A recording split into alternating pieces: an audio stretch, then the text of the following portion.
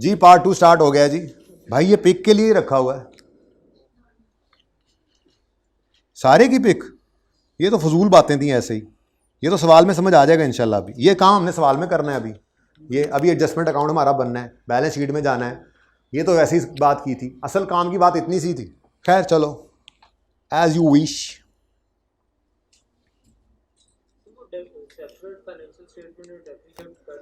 कर रहे होंगे पर 50 को नहीं, सरप्लस वो रिकॉर्ड ही नहीं कर रहे। कहीं सवाल में लिखा हुआ है कि ऐसे रिवैल्यूएशन मॉडल पे चल रहा है। अभी देखते हैं सवाल, ऐसे सवाल भी इंशाल्लाह कोई 18वें 19वें लेक्चर में शायद जाके हम देखेंगे, जब सब्सिडरी भी रिवैल्यूएशन मॉडल पे होगी। रिवैल्यूएशन सरप्लस है, किसने कहा नहीं है? है। कंसोलिडेशन के पॉइंट ऑफ व्यू से देखो तो हमारे एसेट 135 का है, 50 का नहीं है। कंसोलिडेटेड फाइनेंशियल स्टेटमेंट्स के अंदर एसआरई भी आता है और सीआरई भी आता है। पेरेंट की अलग फाइनेंशियल स्टेटमेंट के अंदर एस की रिटेन्ड अर्निंग्स आ रही होंगी तुम्हारे ख्याल में, कंसोलिडेशन में ही आई ना। तो ये डेप्शन भी एक्स्ट्रा चार्ज कंसोलिडेशन की एसआरई को ही की है, कंसोलिडेटेड फाइनेंशियल स्टेटमेंट से की है, सेपरेट में नहीं किया। ठीक है, सेपरेट में वो 50 के ऊपर कर रहा है, सही, उसका एसेट 50 पे पड़ा है, उसकी डेप्शन 50 की प्रॉफिट एंड लॉस में पड़ी हुई है, वहां से वो रिटेन अर्निंग्स में आ भी चुकी है, वो एक्सपेंस प्रॉफिट में उसकी रिटेन अर्निंग पहुंचा हुआ है, एसआरई में पहुंचा हुआ है। हमें किससे मसला है कि जब हम कंसोलिडेशन करते हैं, आईएफआरएस 310 कहता है कि भाईजान इसको 135 पे लेके जाएं, अब 85 का गेन रिकॉर्ड करवाता है। वो तो हो गया ना गुडविल कैलकुलेशन के लिए। अब आगे ये एसेट 135 में चला गया, अब मसला क्या है? मसला क्या है? 135 की डेप्शन होनी चाहिए। कंसोलिडेशन के पॉइंट ऑफ व्यू से देखें तो एसेट्स की कितनी हो चुकी है? 50, तो बाकी 85 हम कर लेते हैं।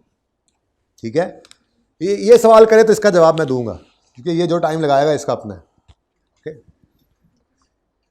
पूछे पूछे, कोई मसला नहीं। वैसे ये आज पहला दिन है, वैसे तो मुझे ये भी कहना चाहिए कि आपको ये भी पूछना चाहिए था, ये एसआरई में जा रहा है, ये एसआरई में क्यों नहीं जा रहा? छोड़े इंशाल्लाह कल 5-7 मिनट लगा लेंगे अब इस पर, कोई नहीं। अब एक दिन में एक ही काम हो सकता है, थोड़ा सा इसको आजम कर लें। पर्चा तो पास हो जाना इतनी सी बात से, सरप्लस आया, पर्चा सिर्फ इतनी सी बात से पास होना है। सरप्लस आया, asset debit, surplus in working 1 credit करो, क्योंकि गुडविल कैलकुलेट करनी है सही।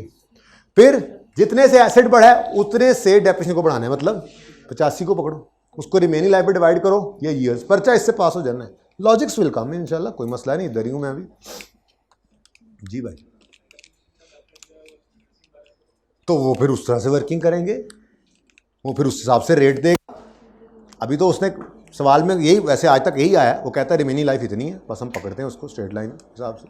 वो ओरिजिनल लाइफ दे दे तो रिमेनिंग लाइफ खुद निकाल लेंगे, करेंगे वही काम सारे जो सीखा हुआ है। लेकिन प्लीज़ ये आईएएस 16 का रीवैल्यूएशन मॉडल नहीं है, ये आईएफआरएस 3 और 10 की revaluation of assets of subsidiary at point of acquisition, at date of acquisition. ठीक है, अब बाहर सी बात है, चाहे वो इसकी रीवैल्यूएशन कर रहा है, बढ़ तो एसेट ही रहा है, तो एसेट बढ़ने में तो डेबिट ही होना है, सरप्लस गेन की तरह की चीज़ है, वो क्रेडिट ही होना है। अब होना कहाँ है, बस ये थोड़ा सा चेंज है।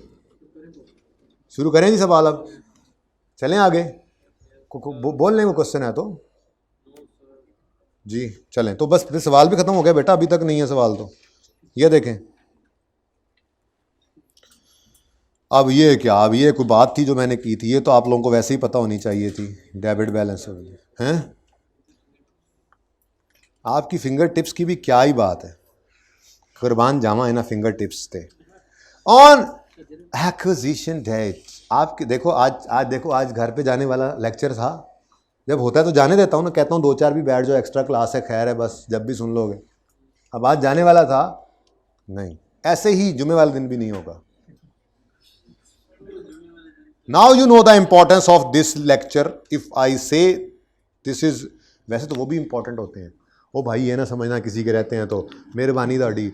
वो जो IAS 12 के सवाल हमने एक्स्ट्रा क्लासेस में शाम में किए हैं, वो बिल्कुल भी जिसने नहीं किया उसका कोई लेवल नहीं है पर्चे का, लिखवा लो बेशक, लेकिन बस जाहिर सी बात है उसमें फ्लेक्सिबिलिटी ये होती है कि वो आज अगर हुआ है तो कल नहीं तो परसों ले लिया, तब भी काम चल जाता है।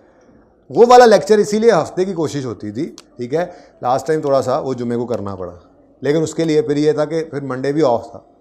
ठीक है ना, तो ऐसा लेक्चर हमेशा मैं वीकेंड पे रखूँगा, लेकिन जब इस तरह का खुदा ना खास्ता लेक्चर हो तो वो फिर बाय हुक और बाय क्रुक आपको बुलाऊंगा क्लास में। ठीक है, फ्राइडे को होगा, संडे को नहीं होगा, फिर संडे को तो एक्स्ट्रा क्लास हम रखेंगे ना, 2 इकट्ठी रखेंगे, उसमें कंसोलिडेशन को पढ़ा देंगे। मतलब बैलेंस शीट को, फिर मंडे ट्यूसडे वेंसडे को हम इनकम स्टेटमेंट फटका देंगे, ताकि फिर ईद के बाद आए तो फिर वही रिवाइज करें ना थोड़ा सा।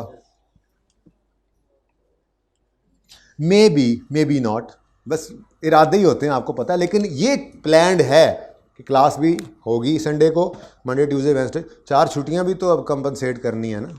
ठीक है, आ जाओ। वैसे मैं अपलोड कर दूंगा, पॉज करें। अच्छा जी, वर्किंग 1 2 3 4 हो गई, 5 6 7 बुकड हैं। आज वर्किंग 8 हमारी, वर्किंग 8 भाई ओपन है, जो भी वर्किंग होगी ना वो वर्किंग 8 से ऑनवर्ड्स फिर शुरू होगी। ठीक है ना।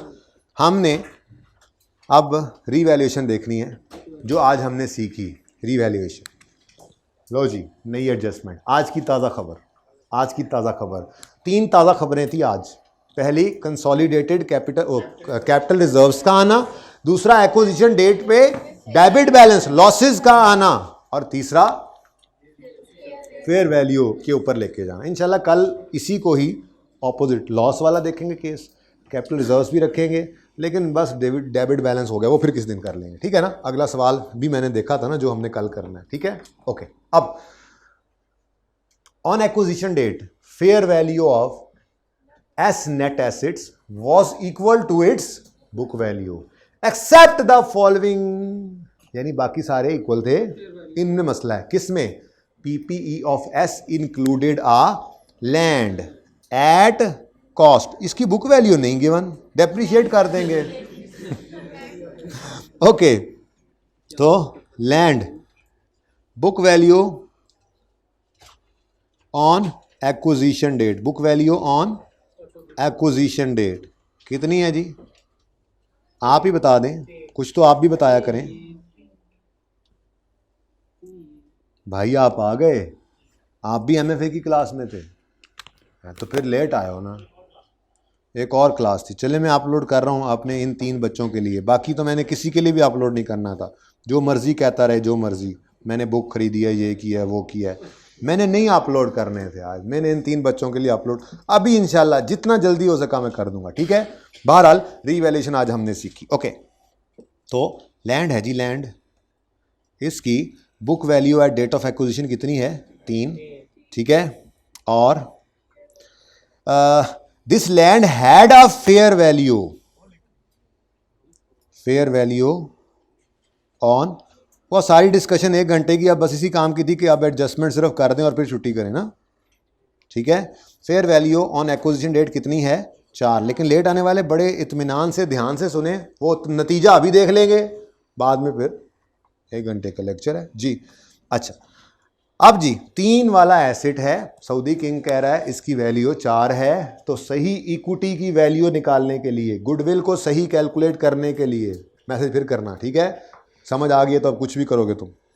हम इसको 4 पे लेकर जाएंगे तो हमारे पास रीवैल्यूएशन सरप्लस आ रहा है ऑन, ये इंशाल्लाह कल लॉस आएगा ताकि कल रिवाइज भी हो। वैसे मैंने बच्चों को बार बार कहा है, जो बच्चे मेरे नहीं आए उन्होंने ये लेक्चर ना लिया तो उनके लिए कल का लेक्चर समझो मेकअप भी होगा और हमारी प्रैक्टिस भी होगी, करना तो होता ही है, लेकिन मुझे यकीन है कि आप लोग लाजमी अभी जाके लेक्चर ले लेंगे। ठीक है ना, 1 घंटे का लेक्चर लेना, उससे आगे तो आपने देख ही लिया, कोई मसला नहीं होगा। ओके, अच्छा जी, पार्ट 1 उसका रीवैल्यूएशन सरप्लस कितना आ गया जी?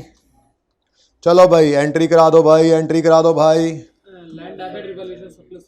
जर्नल एंट्रीज, पीपीई ही डेबिट कर देते हैं भाई, सही कह रहे हैं, पीपीई डेबिट और रीवैल्यूएशन सरप्लस वर्किंग 1 में क्रेडिट, और इसकी डेप्रीसिएशन भी होगी। भाईजान बिल्कुल ऐसे नहीं है, खुदा का खौफ करें, लैंड कहाँ से डेप्रीशिएट होगा? ठीक है, तो इसका मतलब एक ही एंट्री है, दूसरी कोई एंट्री नहीं। ठीक है, आगे देखते हैं, आगे को अल्लाह करेगा डेप्रीशिएबल एसेट पड़ा होगा ना, फिर सब कुछ ही रिवाइज होगा, लेकिन फिलहाल ये एंट्री पास कर लेते हैं। PPE debit revaluation surplus in working 1 credit. PPE debit कितने से? 1 से, एक 1 के लिए हम पिछले 1 घंटे से पिट रहे थे। ठीक है, और वर्किंग 8 है,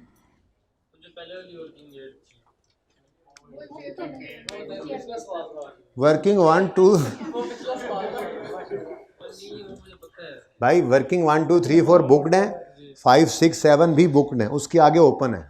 ये नहीं कि अब आप हमेशा इम्पेयरमेंट की वर्किंग 8 रखेंगे फिर, नहीं, वर्किंग 8 से ऑनवर्ड्स, वर्किंग 8 और ऑनवर्ड्स ये ओपन है।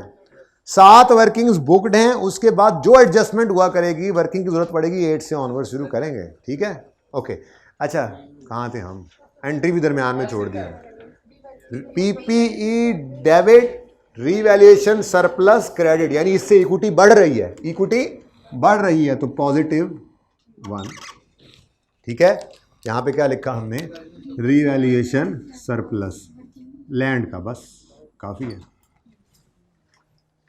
ठीक है, डेप्रिसिएशन कोई नहीं है, अगर होती तो डेप्रिसिएशन डेबिट पीपीई क्रेडिट, अगर एसेट बढ़ रहा है तो फिर डेप्रिसिएशन कहाँ? एसआर री में डेबिट और फिर पीपीई क्रेडिट, लेकिन चूंकि लैंड था डेप्रिशिएबल एसेट ही नहीं है, इसलिए टेंशन नहीं। चलें आगे, next.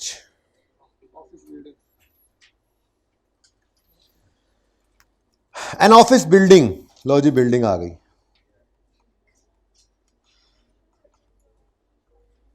whose fair value exceeded whose fair value exceeded carrying value by 5।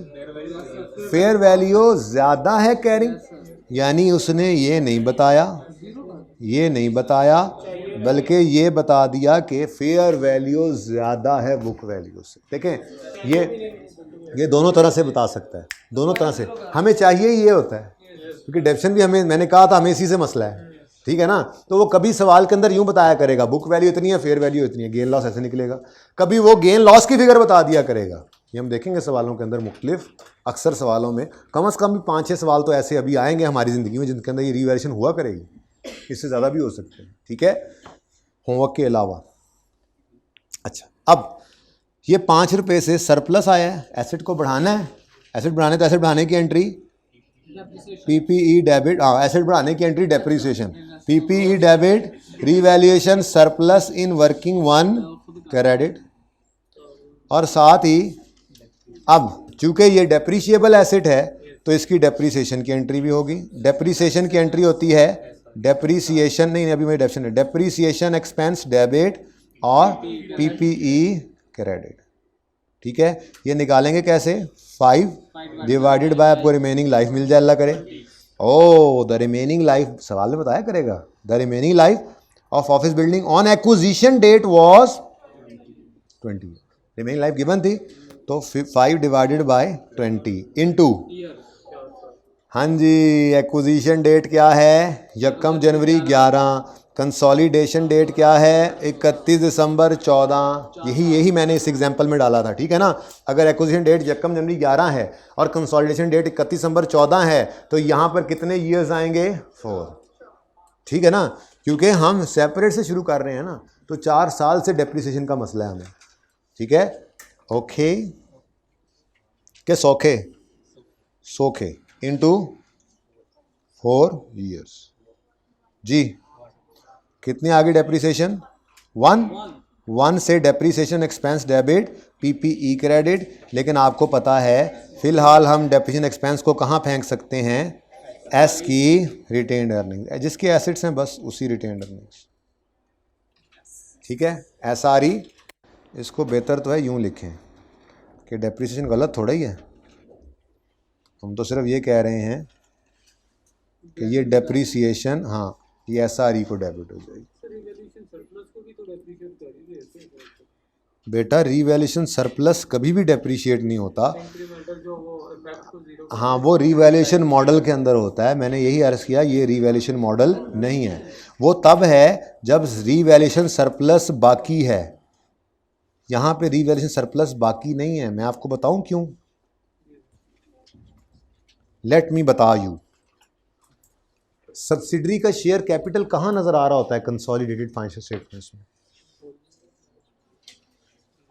Share premium कहाँ नजर आ रहा होता है? रिटेन्ड अर्निंग्स कहाँ नजर आ रही होती है? नहीं लेते, पूरे एसेट्स ले लेते हैं, इक्विटी नहीं। अच्छा, जो हम इन्वेस्टमेंट की तो सब्सिडरी में, वो बैलेंस शीट में कहाँ नजर आ रही होती है? भाईजान ये है सब कुछ, ये इन्वेस्टमेंट है, ये सब्सिडरी की इक्विटी है, ये सारा कुछ आपस में काटा वाटा होकर ये निकल आता है, ये बैलेंस शीट के फेस पे जाता है। अब ये जो काटा वाटा होता था इसी के अंदर तो सरप्लस आया है, ये उसी दिन काटा वाटा होके खत्म हो गया है, ये गुडविल निकल के बैलेंस शीट के फेस पे गई है, ये सरप्लस तो बाकी नहीं है यार। आप कैसे कह रहे हो सरप्लस को भी डेप्रिशिएट करें? नहीं समझ आ रही? क्या क्या एस की इक्विटी, क्या एस की इक्विटी और रियलाइज छोड़, एस की इक्विटी यहां नजर आ रही है तुम्हें? यहां किसकी इक्विटी नजर आ रही है? पेरेंट, पेरेंट, पेरेंट और साथ एस का हिस्सा, पेरेंट साथ एस का हिस्सा और किसी और का हिस्सा। कहां है सब्सिडरी की इक्विटी? यहां पे आती है। कहां है इन्वेस्टमेंट इन एस जो पड़ी हुई थी सेपरेट में? यहां आती है। आपस में ये होते हैं कैंसल। पहले दिन वाली एंट्री भूल गए क्या? पहले दिन वाली एंट्री भूल गए क्या? मैं बताता हूं, एंट्री भूल गए हो तो मैं बताता हूं। एंट्री होती थी, ये एंट्री थी, share capital debit, share premium debit, retained earnings debit और इन्वेस्टमेंट इन एस क्रेडिट और बैलेंसिंग फिगर। तो ये क्या करते थे? खत्म हो जाता था ये सारा कुछ।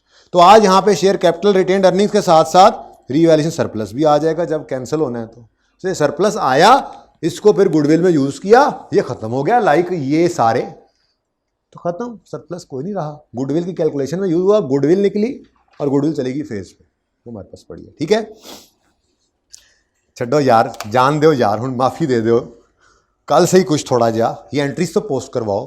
पीपीई डेबिट कितने से? 5 से पीपीई डेबिट और 5 से surplus in working one credit. ये सारे सरप्लस आ रहे हैं ना इधर, जैसे ये आए हुए थे वैसे ये भी आ रहे हैं, जैसे ये ना रहे वैसे ये भी ना रहे। बच क्या गया? गुडविल। तो इधर कल अगर गुडविल नहीं तो फिर कहीं और। ठीक है, ओके। लेकिन इन्होंने अपना वजूद खत्म कर देना है। ठीक है, ये क्या है? रीवैल्यूएशन। आज सारे सरप्लस सरप्लस आ रहे हैं, कल लॉस लॉस आएंगे। इसलिए जो 3 बच्चे बाद में आए हो लाजमी लेक्चर लेना, मैं बता रहा हूं। Okay, the third one is,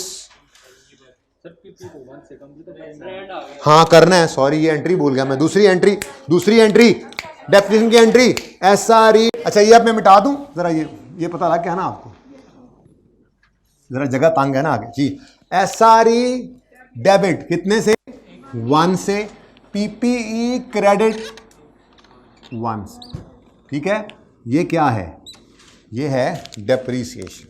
बस यहां पे लिख लो डेप्रीसिएशन ऑफ एस एसेट्स, बस। ठीक है, निशानी लगानी थी, कल से तो सिर्फ डेप्रीसिएशन लिखा करेंगे। ठीक है, अपने समझने के लिए। ओके, होगी डबल एंट्री, समझा पहले दिया था, सिर्फ डबल एंट्री की पोस्टिंग की हमने। ओके, लेट आने वालों सिर्फ घंटा सुनोगे तो ये समझ आ जाएगी कि यहाँ पर एक एसआरई में क्यों आया और एसेट क्यों बढ़ा कम हुआ जी। अच्छा, S has not recorded the value of brand, mean सब पता लगता है, टाइम को नहीं फिर करांगे गल। S has not recorded the value of brand in its books. क्यों जी? क्यों नहीं किया होगा record? May be, probably clear नहीं है, बट उसने रिकॉर्ड नहीं किया हुआ तो प्रोबेबली ये क्या होगा? Not recorded value of brand. Not recorded तो प्रोबेबली इंटरनली जनरेटेड होगा। 5 मिनट रह गए, वो 5 मिनट अब ऊपर लेने हैं मैंने, वो वाले 5 से 7 मिनट तुमने सवाल किया था 2 दफ़ा, 10 मिनट बस। नहीं, बस 10 मिनट भी बहुत ज़्यादा है, 5 मिनट में सवाल ख़त्म हो गया बस। ठीक है ना? अच्छा, क्या कह रहे हैं जी? एस ने, सब्सिडरी ने अपनी किताबों में ब्रांड रिकॉर्ड नहीं किया हुआ था। यूफोन का लेट से ब्रांड को था, रिकॉर्ड नहीं किया हुआ था। अब हमने तो एक्विजिशन की है, हमारे लिए तो ये परचेज ब्रांड बन जाएगा। ठीक है ना? शेख को भी पता है क्या कि अगर मैंने इनसे पैसे ना लिए, मैं तो अकाउंटेंट्स की बातों में, और भाई अकाउंटेंट्स कहते हैं इंटरनली जनरेटेड गुडविल को रिकॉर्ड ना करो, तो क्या होती ही नहीं है? इंटरनली जनरेटेड ब्रांड को IAS 38 कहता है रिकॉर्ड, तो क्या होता ही नहीं है? डेवलप हो रहा होता है ना, रिकॉर्ड करने की इजाज़त नहीं है। लेकिन जब कोई बंदा दूसरा खरीदे तो वही क्या बन जाता है? परचेज, उसे तो रिकॉर्ड करना चाहिए। ठीक है, अब हबीबी को भी पता है कि अगर मैंने अकाउंटेंट्स की बातों में आकर जो ब्रांड रिकॉर्ड नहीं किया था, ऐसे ही यूफोन दे दी इनको, तो ये तो कल को इस ब्रांड को बेच के मुफ्त के फ़ायदे उठाएंगे। ठीक है, ये फ़ायदा तो मेरा है, ये ब्रांड पे तो मेहनत मैंने की है, तो इसकी फेयर वैल्यू लगाओ। IS 38 अप्लाई नहीं हो रहा, ये कंसोलिडेशन का स्टैंडर्ड है। मैंने यही तो कहा है, IS 16 वाली रीवैल्यूएशन नहीं है ये IFRS 3 और 10 ने कहा है एसेट्स को उठाओ और फिर वैल्यू पे ले जाओ। ऐसे ही IFRS 3 और 10 कह रहे हैं ये ब्रांड रिकॉर्ड करो, ठीक है।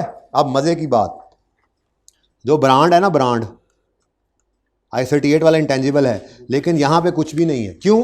बिल्कुल सही अकाउंटिंग की हुई है उन्होंने, प्रॉबेबली मैंने कहा, मुझे क्लियर नहीं लिखा होता, लेकिन नहीं रिकॉर्ड किया। क्यों नहीं ब्रांड रिकॉर्ड किया? इंटरनली जनरेटेड होगा इसीलिए नहीं करते। तो बुक वैल्यू 0 है, क्वेश्चन मार्क नहीं है आज, बुक वैल्यू 0 है। वो कहता है जी, शेख कह रहे हैं that at date of acquisition the fair value of हमारा ब्रांड वाज असेस्ड एट 2500, ठीक है। तो वो कह रहा है 2.5 इसकी फेयर वैल्यू है। तो ये भाई गिवन है, ये गिवन है, क्वेश्चन मार्क यहाँ था, ये गिवन है, ओके, ये गिवन है। 2.5 इसकी फेयर वैल्यू है, बुक वैल्यू 0 है। तो सरप्लस कितना आ गया?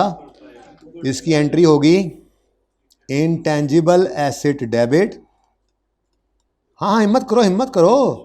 Revaluation surplus in working 1 credit, कितने से? अब ये एसेट यानी इंटेंजिबल बढ़ा है तो अमोर्टाइजेशन भी बढ़ेगी। अमोर्टाइजेशन डेबिट कहाँ करेंगे? SRE में, और इंटेंजिबल को कर देंगे क्रेडिट। अब कितने से करना है? पकड़ो 2.5 को, करो डिवाइड इसको रिमेनिंग लाइफ से। रिमेनिंग लाइफ कितनी है? 5 साल, डिवाइडेड बाय 5 इंटू 4। 2 या 4? अच्छा, ये 4 है और आंसर 2 है। रह गया, सवाल ख़त्म हो गया। हाँ, लेकिन अभी बैलेंस बुलेंस करना है ना, 5 मिनट तो उसी के ही लगे, ठीक है। ब्रांड में कुछ नहीं रह गया जी, ठीक है। 4 साल पहले ब्रांड खरीदा था, फ़ायदा भी तो उठा लिया। अब इतना 4 साल फ़ायदे भी तो कमाए हैं जी। पोस्ट करवाएं। इंटेंजिबल डेबिट, इंटेंजिबल ब्रैकेट में करूँगा मैं डेबिट, कितने से? 2.5 से इंटेंजिबल डेबिट। और भाई इधर देखो प्लीज़, डबल एंट्री है, मैं ब्लू कर लूँ। इंटेंजिबल डेबिट 2.5 से, और revaluation surplus in working 1 credit 2.5 से। Revaluation surplus of intangible. अब देखो यहां तक अगर बात करें ना, तो ये बुक वैल्यू ऑफ इक्विटी थी, book value of net assets थी। जब ये 3 ब्लूज आए हैं तो अब डिब्बा लगाओगे ना, तो ये fair value of net assets है। समझ आई बात की? ठीक है।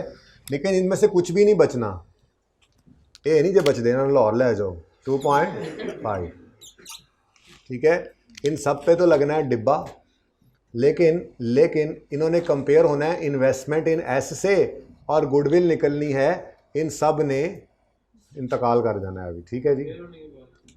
जी बेटा जी, अभी निकालते हैं, 1 मिनट ज़रा सब्र कर जाएं। ये बात समझ आ गई? ये मैं किसी और इम्पोर्टेंट सवाल की एडजस्टमेंट करा रहा हूँ आपको। यहाँ तक देखें तो ये क्या है? नेट एसेट्स या इक्विटी की बुक वैल्यू, और जब ये ब्लूज पड़ जाएं तो ये टोटल क्या बन जाए? Fair value of net assets of S, ठीक है। बनता कितना है वैसे जी? 12। इतनी मेहनत तो बाद सिर्फ 12। यहाँ तक अब कोई मसला है तो बता दें।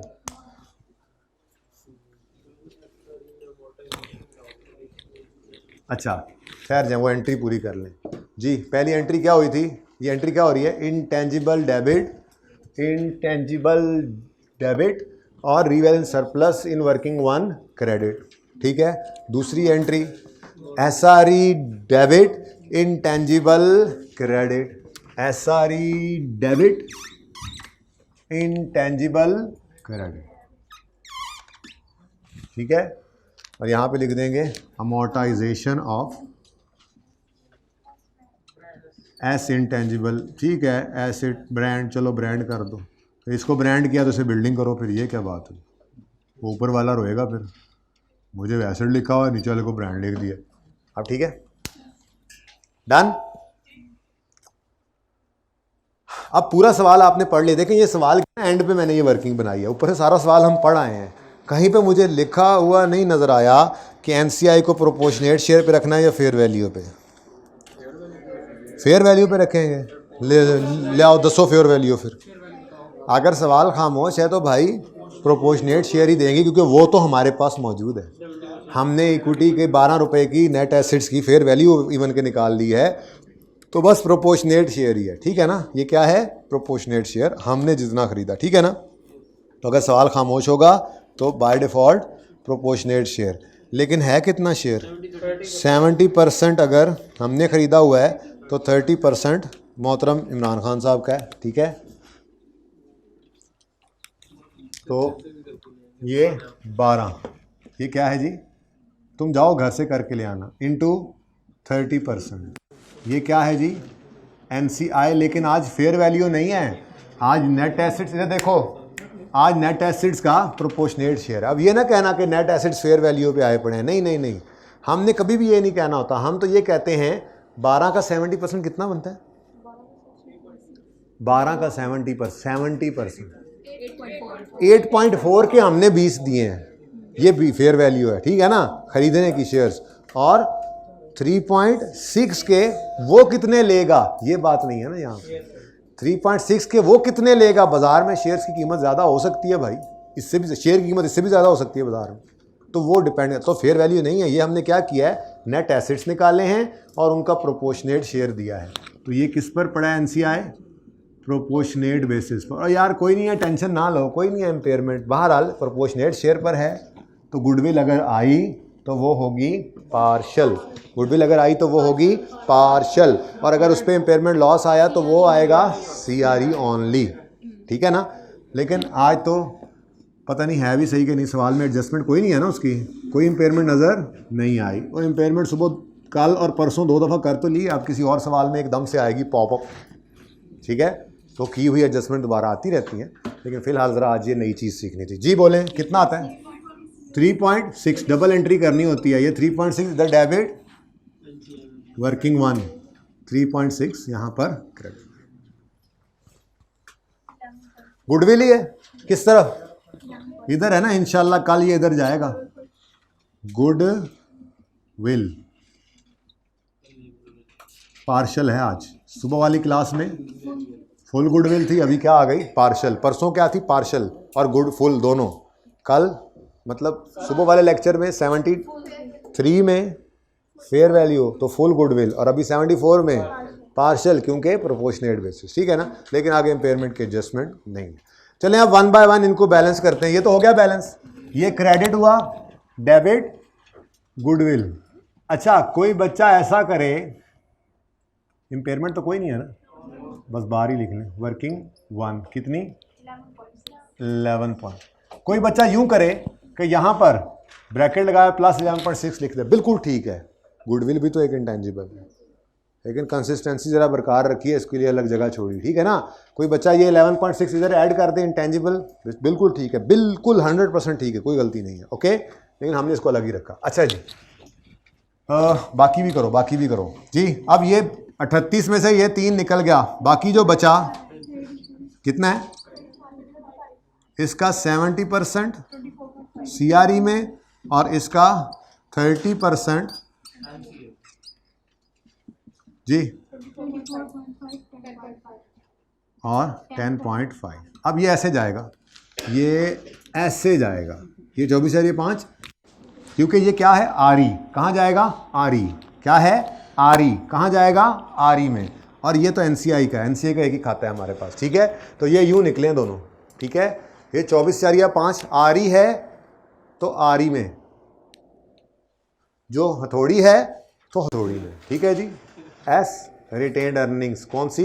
वर्किंग 1 पोस्ट आरई तो आरई, और आरएस सीआर, सॉरी सीआर तो सीआर में आएंगे थोड़ी देर में, ठीक है ना। तो आरई और एनसीआई, ये हाँ समझ तो गए थे। वर्किंग 2 बोलो कितना? 10.5, ठीक है। इधर देखो, एसआरई भी गया क्लोज। अब एस कैपिटल रिजर्व को करो बैलेंस, बोलो ये 8.5 भी, ओ सॉरी, कंसोलिडेटेड CR पूरा नहीं लिख सकता, जगह तंग है, कंसोलिडेटेड कैपिटल रिजर्व और NCI, क्योंकि CR तो CR, RE तो RE, ठीक है ना जी। कितना बचा है? 8.5 का 70% CR है CCR में और 8.5 का 30% NCI में जी। 5.95, 2.55, ठीक है। अब लिखवा दिया, अब लिखवाओ कोई नहीं। 5 CR कैपिटल रिजर्व, तो capital reserve S capital reserve working 2.1 से आए कितने?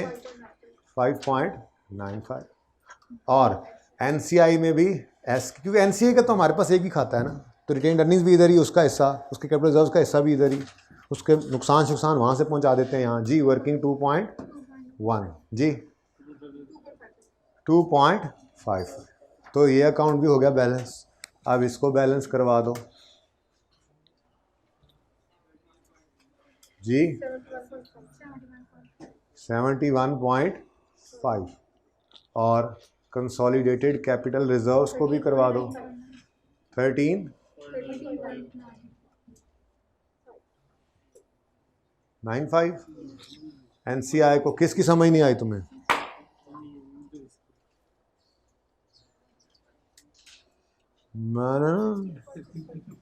जी 16.65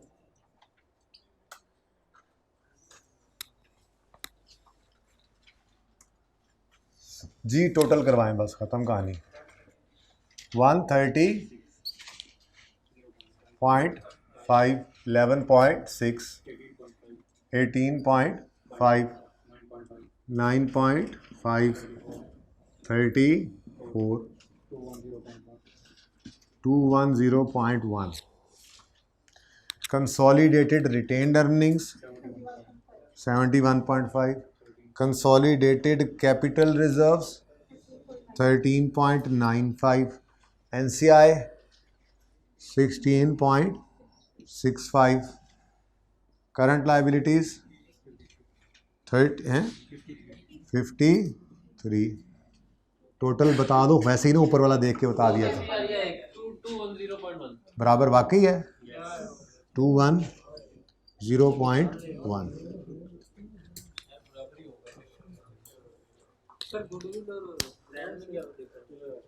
कोई फर्क नहीं है, दोनों इंटेंजिबल हैं इस हद तक। गुडविल नाम है, एक है जे डॉट, एक उसके ऊपर फिर उसका कोई परफ्यूम का ब्रांड है, हो सकता है कोई हो डिफरेंट। एक है यूनिलीवर, किसकी अंदाज़ा ही होता है, ये हमारा काम नहीं है, वैसे ये अकाउंटेंट्स का काम नहीं है, ये अंदाज़ा ही होता है, ठीक है। वैसे भी एस्टीमेट देखो, आप इस एसेट की लाइफ कैसे निकालते हो, अंदाज़ा ही होता है ना। 5 साल सोचा,